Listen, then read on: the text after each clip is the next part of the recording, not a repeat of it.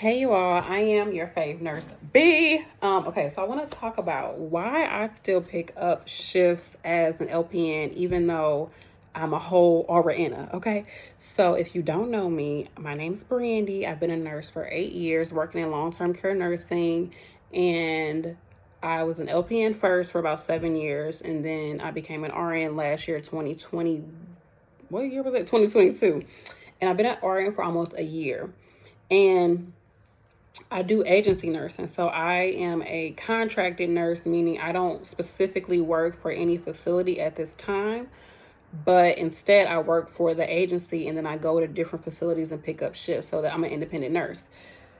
With that, working in long-term care, I've seen that it's so much easier to get shifts as an LPN compared to an RN, because when you're working in long-term care, the LPN and the RN are basically doing the same work, with the exception of the fact that in the long-term care facilities, skilled facilities, they have to have an RN on duty. Now, I thought it was they had to have an RN on duty at all time, but they had to at least have an RN on duty for at the very least 8 hours out of the day. So sometimes that's why they might pick an RN over an LPN to come in. I'm guessing that's why. And also, if they can't get an LPN to come in, they'll just pick an RN to come in. Or if they see that that RN is the one that actually is coming in and doing the work, they'll pick that RN to come in, I'm guessing. I'm only speculating because I've never worked for somebody on the other side approving shifts. But anyhow, it's so much cheaper to pay an LPN $39, $37, maybe $40 to come do a shift compared to paying an RN $45, $50 plus to come pick up the same shift doing basically the same amount of work. So this is why I still keep my LPN, because there's times I need to pick up a shift real quick. And honestly, you all, agency shifts are starting to dwindle down, starting to get a little dry out here. Okay, it's starting to get a little dry. And you got to just get what you can get sometimes at this point. So, child, the eyebrows is on point. I had an Indian lady do my eyebrows this time. I usually get the, I think she's from Iran. But I had an older Indian lady do my eyebrows. She did pretty good, though, okay? I'm like, at first I was like, I don't know if she can do it, because she was, I don't know, but she did pretty good. Anyway, so, what was I saying? So, anyways, typically, they'll pick the LPN over the RN. So that's why I've kept both my LPN and my RN license so that I could still pick up shifts. And I worked hard for the LPN. I was an LPN for 7 years, child. Now it's 8 years this year. So that's why I still pick up shifts. That's why I still do it. Now, this is not the case in all places that you work. Not all states. You can have both your LPN and your RN in practice. So here in Missouri, you can be an LPN. You can still have your LPN license. You can still have your RN license. In some states, if you had an LPN license and you become an RN, they might take away the LPN license. Like, you can no longer hold both licenses. But here in St. Louis, you can hold both. But here's the caveat. When I pick up a shift as an LPN, I cannot perform duties as an RN. But if something were to happen, whatever, I would be held to the standard of an RN, even though I was there picking up the shift as the LPN. And since I was picking up the shift as the LPN, I can only carry out the duties that an LPN can carry out. This typically is not an issue in long-term care, because the things that we do in long-term care that are different, that highlight the differences of LPN and RN, we don't usually see those different. We don't usually have to do that. So, for example, the difference between LPN and RN, I have a video about this, is that RNs can do IV push medications, meaning they can push something through an IV that's less than 15 minutes. So usually with an IV, you hang it, RNs can push it, meaning if there's a med that needs to get pushed really fast, RNs can do that. Anything less than 15 minutes infusion rate. So usually the infusion rate might be 30 minutes, an hour, hour and a half, whatever. But if the infusion rate is less than 15 minutes, the LPN cannot do that. That's one of the differences. The second difference is that LPNs cannot administer blood products. So go to the blood bank, get the blood, hook it up, do all the priming, start it on the patient and let it go. LPNs are not supposed to do that, but they can monitor the patient after the RN administers the blood product. Once they initiate the administration, the LPN can monitor the patient and be like, hey, this ain't looking right. Let me go get the RN. Let me go get help. Da da da da. They can do that. Typically, those two things are not. I've never seen IV push in long-term care, and I've never seen blood being administered in long-term care. Now, as far as the third thing, this is the thing that everybody does and nobody talks about it, is that LPNs are not supposed to do the initial assessment of a patient, meaning when it's time to, when a patient comes in and they're being admitted, supposed to do a head-to-toe assessment, ask all these questions, get an idea of how the patient is, or doing the care planning, all of that. The LPN is not supposed to do that. But in long-term care, the way that they get away with it is they let the LPN do it, because typically that's all that's there is the LPN doing their job, okay? And supposedly the RN comes behind the LPN and signs off. Like, okay, yeah, this is great. They checked everything. Even though the RN was not there when the LPN admitted this patient, they don't know that the LPN actually did everything that they said they did the full head to toe, did all of this, but they coming in and just signing off and saying like, yeah, they did it. Okay, I approve of this. So that's how they get away with it. They let the LPN do the initial assessment, but then as long as an RN comes and signs off on it, it's fine. Which, if you okay with doing that, if putting behind that you co-signing for somebody else, hey, that's you blood, it ain't me. But that's how nursing homes get away with that. So typically I can work in both settings and I don't have to deal with the conflict of, oh my gosh, because we're doing the same things and we're not doing anything, like I said, the IV push or the blood. So yeah, that's why I pick up shifts as an LPN and an RN. Now, I'm going to be honest, I really do not like going into long-term care as an LPN, because I'm like, child, you worked hard for this RN. I hate to have to right there and put LPN on the back of my dang initial. I hate that, because I worked hard for this RN. And I know people don't want to deal with it, don't it? Look, title is a title. People are very proud of their title, especially in nursing. Okay, I remember somebody was like, I've never seen anyone be so proud of a bachelor's degree as much as nurses are. Like, they love that BSN, right? They love to put that behind their name. They love to put whatever title they got. We love to do that. I think in healthcare in general, like, we love any initials behind our name. We love it, okay? And I sometimes be like, dang, I'm a whole RN and I'm picking up these dang on LPN shifts. But it's just like, okay, you a whole RN and you still working in long-term care. So girl, get your money and go home. Like, it is what it is.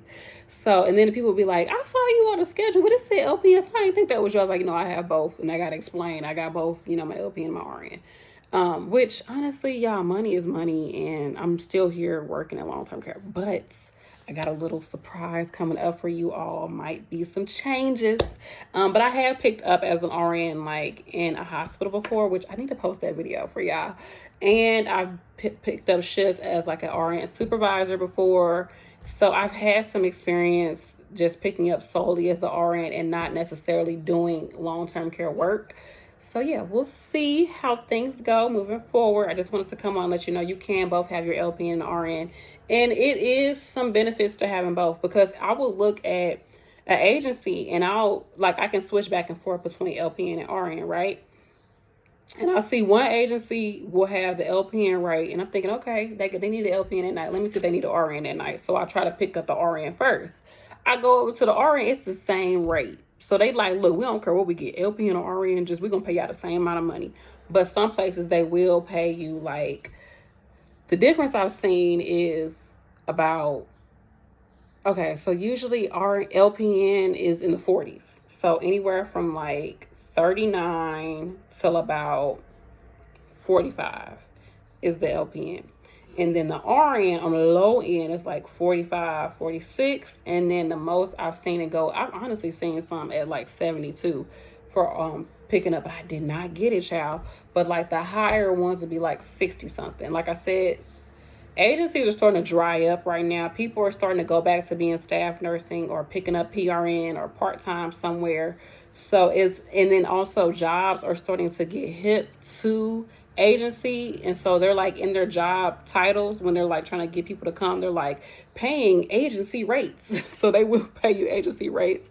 And then also, it's with agency, you never know if you're going to get the shift, or you get the shift and it takes, like, they might cancel you right then and there. Like, they cancel you. Now, some agencies, they'll still pay you like 2 hours of work. But if you was thinking about working 12 hours and you thought by the end of your shift you was gonna make like, you know, $600-700, and you end up only making $100, it's a big difference. There's some bills that could have got paid. Okay, so it's a difference. And then also, like, kind of, I'm realizing, like, with me, especially because I'm working on building up your coins, okay, paying some things off. Like, me and my husband are really on top of things with our finances right now and our goals moving forward, because we're on the same page now, child. When you in a marriage and you're not on the same page, but when you get on the same page, that's when the blessings come through. Okay, can I get an amen? Okay, that's when the blessings come through. But anyhow, so now we on the same page about things. So I'm needing to be more structured with what shifts I have, what day I need to know, okay, this is how much I'm making this month. But I still enjoy the flexibility. I enjoy being flexible with, like, knowing, like, okay, this ain't my job. And also just like choosing what days I want to come in. I like being able to choose my shift, choose my days. That's important to me. But I want to get some hospital experience. So like I said, we got another video coming up about that, which I'm very excited about. But yeah, I love you all. Thank you so much for watching. Let me know if you have any more questions. And yeah, I'm trying to think, is there anything else that I wanted to talk about with this LPN and RN? Yeah, it just feels weird sometimes picking up still as an LPN.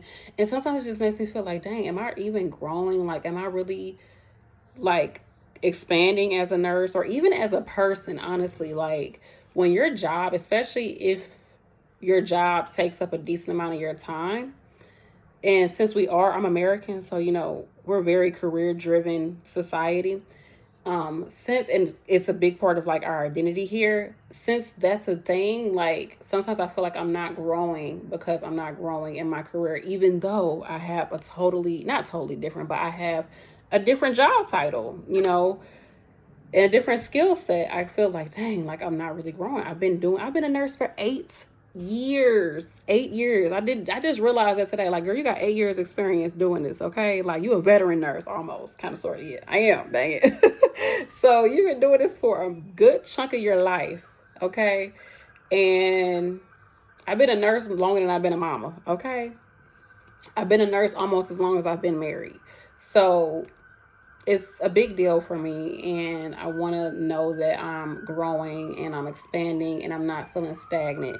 Because to me, if I'm stagnant in one part of my life, I feel like the rest of my life is stagnant too. And it's just harder. Like, I want everything to just go to the next level. Like, I want everything to up level. So I'm excited for some new content because I am doing some new things, but I don't know for sure. So I'm going to let y'all know when I know. Anyhow, I love you all. Thank you so much for watching. If you got questions, put it in the comment section. Let me know, do you have both your LPN and RN? Have you worked with both your LPN and RN? If you're in school for your RN, do you plan on keeping your LPN or LVN license? Do they allow that in your state? Let me know what you think. Are y'all noticing that these agency shifts are starting to dwindle? I have honestly found, now, I could work agency in the hospital, but I need to get some experience on, what do you call it? I want to get some experience charting with Epic, which is one of the charting systems here in Missouri. Because once I understand charting, I didn't say that in this video, it was another video I was just recording. But once I understand, like, how to chart, I feel way more confident. Because I know, like, as a nurse, you look at what they got to do and do it. And if you feel like, okay, something ain't right, something wrong, then you get the help. You tell somebody, you call somebody like, hey, something ain't right. And that y'all figure it out. Like, you know when something ain't right. So it's just like, to me, a nurse is a nurse. As long as you know how to chart and do things the way it needs to be paper-wise, because that's how you get paid. That's how you make sure you okay.